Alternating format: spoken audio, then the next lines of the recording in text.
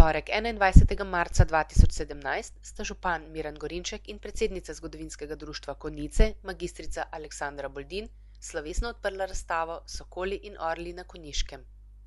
Na prireditvi, s katero so Konjičani obeležili vrnitev dveh praporjev v domači kraj, je bila mestna galerija Rimer skoraj pretesna za vse obiskovalce.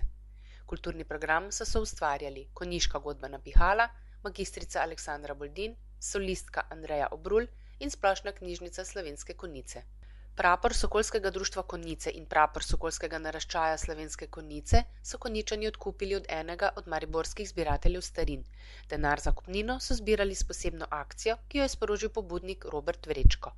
Del sredstev je zagotovila občina Slovenske Konjice, večino sredstev pa je doniralo več kot 20 posameznikov, podjetij in organizacij. Na torkovi prireditvi je bilo čutiti spravo med liberalnimi sokoli in klerikalnimi orli, kar je izpostavil tudi župan Miran Gorinček in dodal, da je pomembno, da se borimo za slovenstvo in ne za razprtije. Aleksandra Boldin je predstavila zgodovino obeh telovadnih društev na Konjiškem. Na Slovenskem so bili najprej ustanovljeni sokoli. Pravzaprav lahko s ponosom rečemo, da le eno leto po ustanovitvi češkega sokola leta 1862 smo v Ljubljani že dobili južni sokol. In postopoma so tudi po vseh drugih slovenskih pokrajinah začele nastajati sokolske organizacije. Slovenski sokol je bil sprva vsenarodna organizacija, v kateri so bili združeni vsi narodno zavedni Slovenci. Ko se je pa v začetku 20. stoletja zgodilo, da je prišlo do politične ločitve na liberalne in katoliško usmerjene Slovence, pa se je zgodil prelom tudi na tem področju.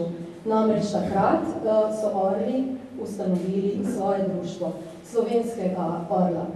Pravzaprav so začetki orlov vezani na leto 1905, ko je jeseniški župnik Karel Čuk ustanovil to vrstno organizacijo.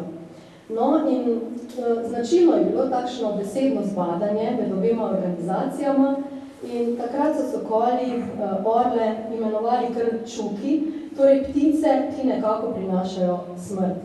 No, seveda jim orli niso ostali dolžni in so dejali, da bodo oni poskrbeli, da bo prišlo pravzaprav do smrti liberalizma in ošabnosti, s katerim so radi dražili nasprotnike. No, sicer pa moramo povedati, da so orli in sokoli na Konjiškem bili izjema, niso bili čisto tipični glede bojev. Na Kranjskem so bili ti boji ostrejši, medtem ko na Konjiškem so bolj, ko ne, ostajali na taki besedni ravni. No, če mogoče nekoliko osvetlim, torej, kakšno je bilo dogajanje pravzaprav na Konjiškem, glede teh nasprotij, ki se v literaturi marsikje tolikokrat poudarjajo.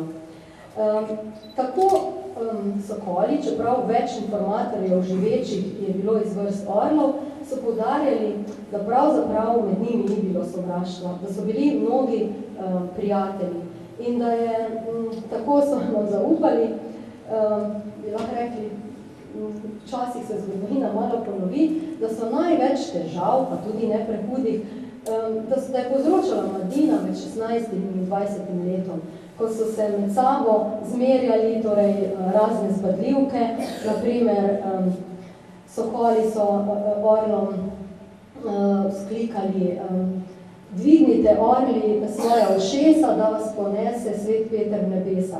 Seveda jim potem niso ostali dolžni in so jim vrnili in so torej za sokole uporabili. Sokoli so kot opice, ker imajo rdeče jopice.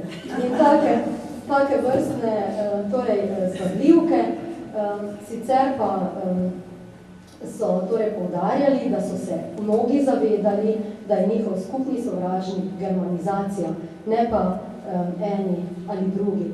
In mogoče nam je lahko to vzgled, torej ne glede na to, kateremu nazoru v življenju sledimo, torej moramo gledati na tiste prave vrednote. Prireditev pa so obogatili še profesorica Andreja Obrul, ki je odpela himni obeh društev in prisotne popeljala v preteklost in prav posebni gostje, ljubiteljski sokoli iz Metlike.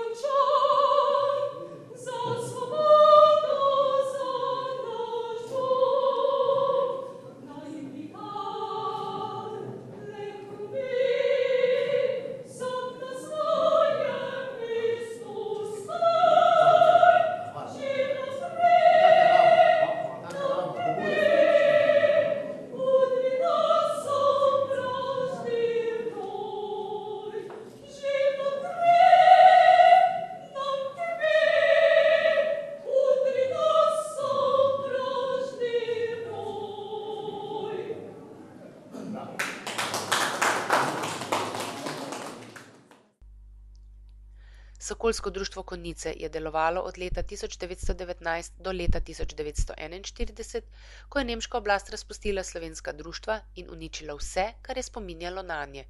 Prapora bosta nam in našim potomcem v spomin na prejšnje rodove, ki so kot člani Sokolskega društva spodbujali narodno in kulturno zavest ter s telesno vzgojo krepili disciplino svojega telesa in duha.